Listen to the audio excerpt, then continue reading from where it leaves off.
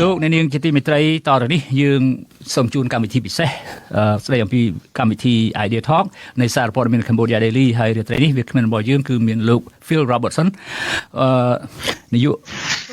កម្មវិធីខាងផ្នែកអាស៊ីទទួលបន្ទុកខាងផ្នែកអាស៊ីនៃអង្គការខ្លងមើលសិទ្ធិមនុស្ស Human Rights Watch លោកមានពេលខ្លីដោយសារលោកជួបប្រជុំដូច្នេះយើងខំប្រឹងឲ្យលឿនបន្តិចឲ្យឆ្លើយនឹងសំណួរដែលយើងមានក្នុងពេលនេះបាទ Good morning to you Phil nice to talk to you again Good morning. How are you? Good to hear you. I'm okay. How about yourself? Thank you. I know you are in a rush to go to a meeting, two meetings. Let me begin with Cambodia's post-election development. The country has a new prime minister, as we all know, a bloated, top-heavy government, and the new prime minister has just visited New York to address the UN General Assembly with nearly empty seats, as we all know. Most of my American friends I talked to were shocked to learn that a West Point officer sponsored by U.S. taxpayers behaves in the way his communist father did when in power.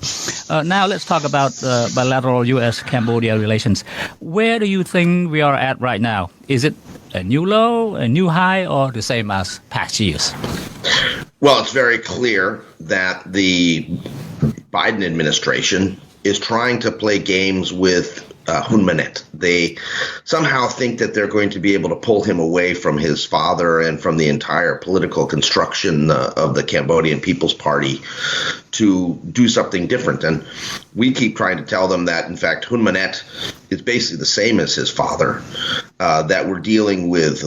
old wine in new bottles, and that any hope that somehow the human rights situation is going to improve because Hun Manet went to West Point is a fantasy. But nevertheless, we see this meeting with the Victoria Nuland, very senior State Department person with Hun Manet. We see these discussions being done very high profile. And of course, the Cambodian government is trying to use that to show that it has legitimacy. They're playing the legitimacy game through the meetings that they had in the UN. And this is all about trying to box in and create difficulties for the U.S. to criticize Cambodia about human rights violations in the future. Right. Okay. You visited Washington, D.C. What is the sense of the U.S. Congress and the administration? Where does the U.S. go from here concerning dealing with Cambodia's new government? Well, I think that the Congress right now, to be very honest, is not paying much attention to Cambodia at all. Right. President Biden flew to Vietnam and had this very big meeting in Hanoi on the 10th of September. Right. But, when I was up in Capitol Hill, they didn't even want to talk about that. The various different legislators all just wanted to talk about China. Right. That is the bottom line. The U.S. Congress is obsessed with China. And you would think that because China has so clearly controlled significant parts of what's happening in Cambodia, that they have huge land concessions, they're providing a lot of support to Hun Sen and the CPP, that you would think that somehow this would mean that there would be a greater suspicion on Capitol Hill about Hun Sen and the Cambodian government and now Hun Manet. But that's not the case. I think that, the Capitol Hill has almost forgotten where Cambodia is. And I think the Cambodian Americans in the United States need to get more active in contacting their congressmen and their senators to demand that there be a stronger U.S. policy on human rights towards Cambodia. Right. Cambodia's problems, as we all know, you just mentioned also, remain unchanged. What does the U.S. expect Cambodia's new leaders to do before, returning to mutual relations, or perhaps to a new high? Well, I'm not sure it's going to move to a new high. I think what's happening right now is the State Department is trying to explore diplomatically whether they can change policy in Cambodia through negotiations with Hun Manet. Right. And I think they're going to play at that game for a couple months before they realize that there isn't any possibility of getting concessions from Cambodia. And they're going to have to return to, a policy of increased pressure. But because Cambodia has sort of fallen out of the limelight, because it's not really a country that the State Department and others are paying that much attention to, it's very difficult to get the administration to take strong action on Cambodia. For instance, I mean, we've called for Magnitsky sanctions to be imposed on senior military and police officials who have supported Hun Sen and the CPP really back since the 1990s. There's been no action on that. Even these Chinese gangsters who are running the scam centers where there's hundreds of thousands of people who are in human trafficking situations, even those gangsters are not facing Magnitsky sanctions. So something's wrong. I think, it's this Washington is not paying attention to Cambodia, and that's a problem because we need Washington to stand up and work with the EU to mount a campaign of significant pressure on the new Cambodian government. Okay. Now you just mentioned that Washington is about to, or maybe the Congress is about to forget where Cambodia is on a map right now. Your assessment of U.S.-Cambodia relations, is the U.S. more concerned about China's firm foothold in the country than the backslide of human rights, corruption, and the rule of law? I think that the U.S. government is primarily concerned about the naval base that the Chinese are constructing in Cambodia. Yeah. And, of course, Cambodia continues to deny that it's a Chinese naval base. They continue to say that they will never allow a foreign military base in Cambodia. But everybody knows what is happening here. And this is the quid pro quo for China. I mean, they want a military base where they have some sort of forward protection capacity. And they're going to get it from Hun Sen. And Hun Sen is going to, Hun Manet. Hun Manet's going to play the same kind of double game that his father was playing,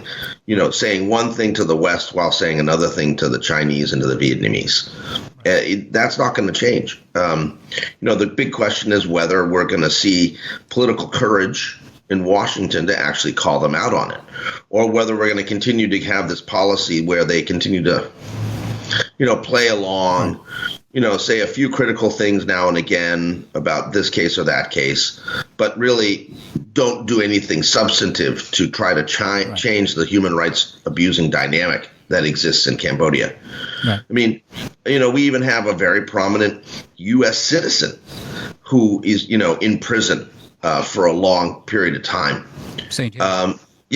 And why has she been forgotten? I mean, it's surprising they haven't even designated her as being wrongfully detained. When you looked at the Wall Street Journal reporter who's been arrested and detained in Russia, within 24 hours, the State Department made that formal designation that he had been wrongfully detained. And with that comes a certain set of resources and policies that the U.S. government has to follow. Right. But they haven't made that determination for Seng Thi. Why not? Right. I mean, it's clear that she was arrested and prosecuted and convicted of bogus charges that are just been formulated for political reasons. And, she should be designated as a wrongfully detained U.S. national and should receive top priority in terms of demanding her immediate and unconditional release. Right. There's something wrong in Washington. I agree with you. But Ambassador Patrick Murphy just met the new prime minister at the Peace Palace. And he came out, praising Hun Manet's honesty, frankness in terms of dealing with, scammers, the Chinese gangsters in the coastal province. Okay, where is the American national interest in Cambodia? Is there any new U.S. aid package for Cambodia, as far as you know? Well, let me first say that I think, unfortunately, Ambassador Patrick Murphy is part of the problem with U.S. policy in Cambodia. How? I mean, he has been playing a game where, he's just softly. He thinks that, he's got a golden tongue that he can somehow, talk Hun Manet into something. The reality is that nothing has changed. And he continues to, play these games of engagement without getting any results. But, because Cambodia has been largely forgotten in Washington, D.C., he can do whatever he wants. People aren't really paying attention. In terms of this new aid package, we saw, as everybody did, the claims by the Cambodian government that there's an $18 million resumption of U.S. aid to Cambodia. We have not been able to clearly identify what is being supported, if things are being supported. We're investigating that now. Right. Our view is that if that aid goes to, for instance, NGOs or civil society, right, well, that's fine. But, the U.S. government should not be funding programs directly with Cambodian government ministries for the reason of human rights abuses, but also because it's likely the money will be stolen. There's so much corruption in Cambodian government that, any aid donor who goes into Cambodia thinking he's going to be able to do a program with the Cambodian government should realize they're about to be fleeced. They're about to have a significant amount of resources stolen, because that's the way the Cambodian government operates. It is very corrupt. We have even more people now as various different advisors or secretaries of states and others, who are getting some money. It's becoming even worse. I mean, the way the Cambodian People's Party solves problems is they throw money at it. And this is a situation where any sort of pot of money that's coming in from a foreign source is immediately identified as something that could be used and distributed amongst various different cronies. Right. Okay. I'd like to touch on the issue of the Chinese involvement in Cambodia a little bit, because since the major concern in Washington here. For Cambodia's foreign policy that is closely aligned with communist China, do you foresee Cambodia bringing war and destruction to its doorstep? Well, I don't think Cambodia wants to get into a war with anybody. The biggest competition really for Cambodia's infections would be between China and Vietnam. But we've noticed that Vietnam, even though it's lost a lot of influence in Phnom Penh, is still remaining quiet and obviously playing a long game, trying to figure out how it may be able to regain influence at some point with the ruling leaders of the Cambodian People's Party. I don't see a war taking place in Southeast Asia. I don't anytime see soon. No, and I don't see anyone saying that they're going to fight a war over Cambodia or in Cambodia about this. So I mean, we're just dealing with the Chinese government supporting a dictatorship in Cambodia, a single party dictatorship. That is the bottom line. And because Hun Manet and his father believe that they have strong support from China, that has allowed them to then disregard other sources of income, but also other sources of criticism, where, they feel that we don't have to be concerned about what the EU says or the US says. This is why we've said continually that there has to be a movement towards sanctions, Magnitsky sanctions against key people who have played a real clear role over the years in the Cambodian People's Party and the government in using violence against political opposition persons and individuals who have criticized the government. We put out a report called the Dirty Dozen that outlined those cases of 12 of these key individuals. Not a single one of them has been sanctioned by the United States government. That's outrageous and unacceptable. Right. And it shows a failure of U.S. policy to take human rights seriously in Cambodia. Okay. Now that nothing has happened to the Dirty Dozen, has there been any talks in Washington, be it overtly or covertly, of blacklisting more new government leaders? We have not heard of any sort of action of that sort. And in fact, I would say it's probably unlikely, at least at this point. Right. In part because there are limitations in the U.S. government capacity to list new persons for sanctions. They have to do a lot of research. Even though we did all the research for them in the Dirty Dozen report, what we're seeing is a reluctance by the government of the United States to take on new cases. And that's a problem. I think that, we need to see real action, not just more talk. I mean, we do appreciate that, the spokesperson in the U.S. Embassy in Phnom Penh will comment about rights abuses and people being arrested and violations of freedom of expression. It's all well and good that, the U.S. does speak out publicly now and again. Right. But the important thing is that there has to be action to back it up, because otherwise the Cambodian government has essentially discounted that criticism. They'll say, well, whatever we say, the embassy spokesperson is going to say something against us, and we don't care, because they know that Washington's not going to back them up, that nothing's going to happen. If we started seeing some serious sanctioning on human rights grounds of various different key individuals backing the Cambodian People's Party and the government, that would be, I think, something that would be really focus the attention in Phnom Penh that they have a problem. And, that's why we've been saying all along, start with the Dirty Dozen. These are the key people who have backed with violence the work of the Cambodian People's Party and its efforts to control the entire Cambodian government. Thank you very much, Phil. As promised, 15 minutes. Thank you so much. Just one quick final question. What do you think about the billboard showing or advertising the new prime minister in the heart of New York? Well, I mean, either Hun Manet or one of his crony friends spent a lot of money to have that billboard feature Hun Manet. Right. You don't get anything for free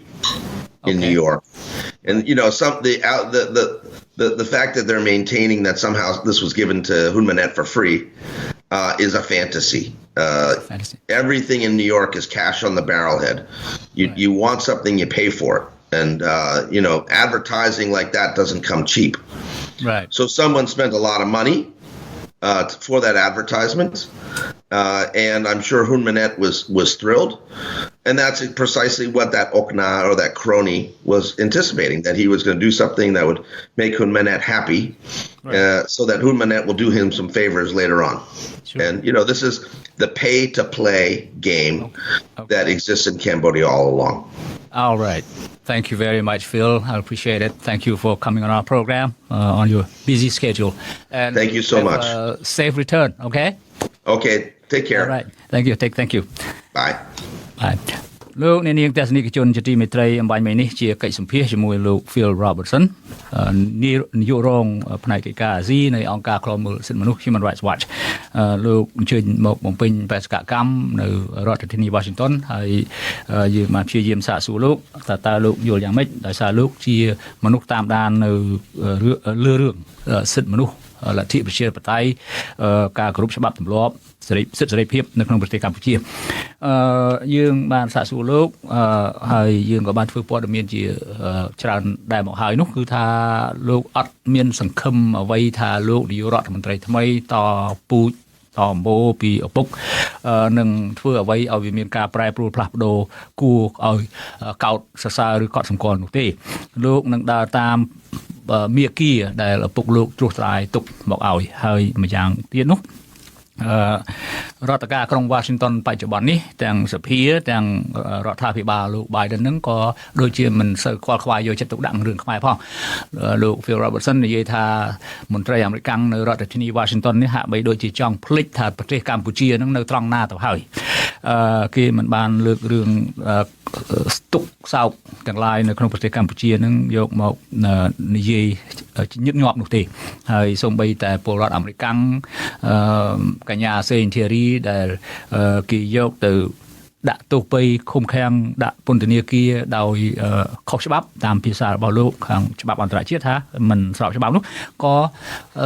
សហរដ្ឋអាមេរិកមិនបានយកចិត្តទុកដាក់ចាត់វិធានការ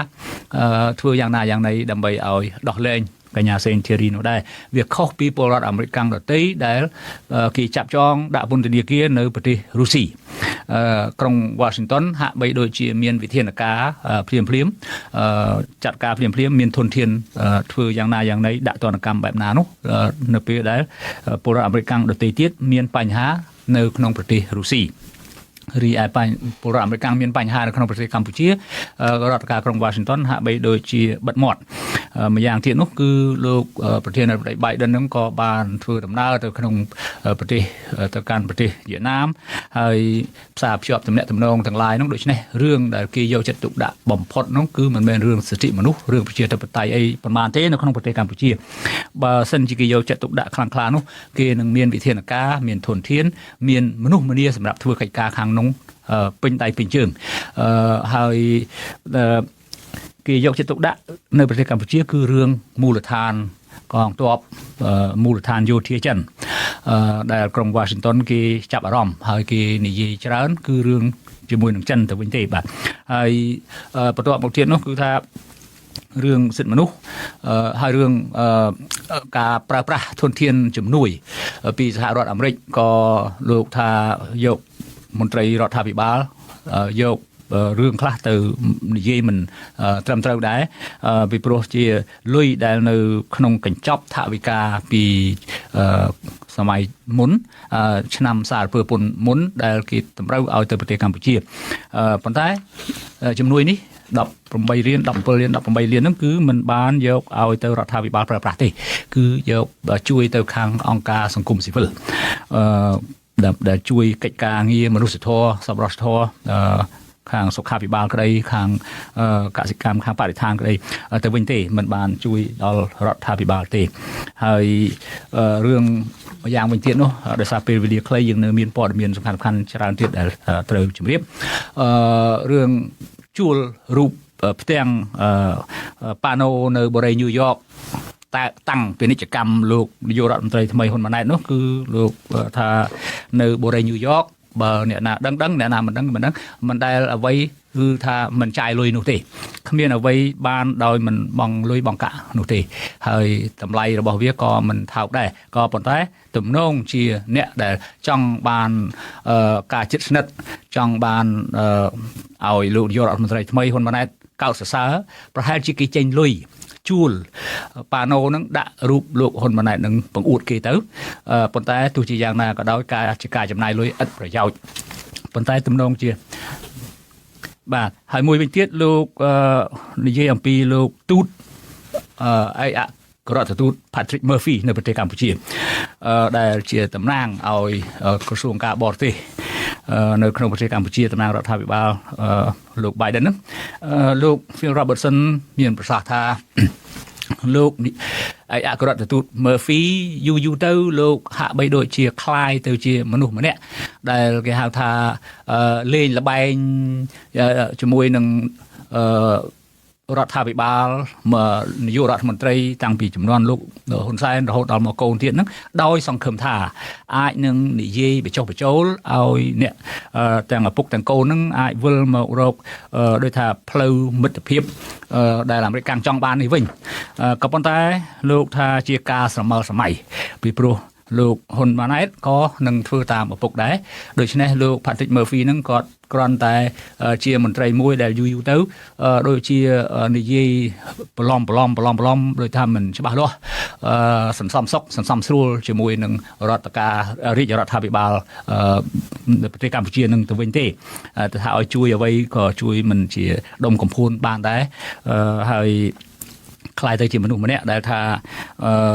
ជួយការពារកន្លែងខ្លះឲ្យរដ្ឋាភិបាលប្រជាការនោះទៅវិញរឿងមួយទៀតដែលថាតើប្រទេសកម្ពុជាអាចនឹងនាំភ្លើងដុតផ្ទះខ្លួនឯងទេនៅពេលដែលយើងគៀកកើយចិត្តស្និទ្ធពេកជាមួយនឹងចិនកុម្មុយនីសលោក Phil Robertson យល់ថាលោកមិនមើលឃើញថានឹងមានសង្គ្រាមមានការបំផ្លាញអីដោយប្រការណាមួយទេពីព្រោះគេជៀសណាស់មិនចង់ធ្វើអ្វីទេក៏ប៉ុន្តែរឿងទាំងឡាយនេះគឺប្រទេសវៀតណាមក៏នៅរងចាំមើលដែរគេលេងល្បែងផ្លូវឆ្ងាយដោយចាំមើលថាតើមេដឹកនាំចំនួនថ្មីនេះប្រកាន់គោលជំហរយ៉ាងណាពីព្រោះ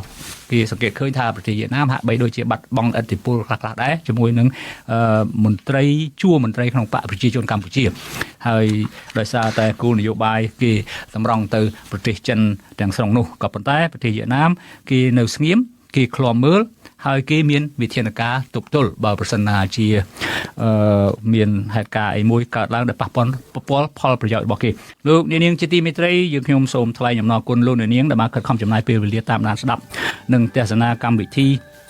ផ្សាយរបស់យើងសារព័ត៌មាន The Cambodia Daily តាមបណ្ដាញសង្គម Facebook យើងនឹងវិលមកជួបលោកនាងទៀតនៅថ្ងៃស្អែកប្រសិនបើលោកនាងមានសំណួរយោបល់សូមសរសេរទៅកាន់កម្មវិធីផ្សាយរបស់យើងតាមអាស័យដ្ឋាន www.facebook.com/withoutfearorfavorkh សូមជូនពរលោកនាងឲ្យបានប្រកបតែសេចក្តីសុខសេចក្តីចម្រើនគ្រប់ទិវារាត្រីសូមជម្រាបលា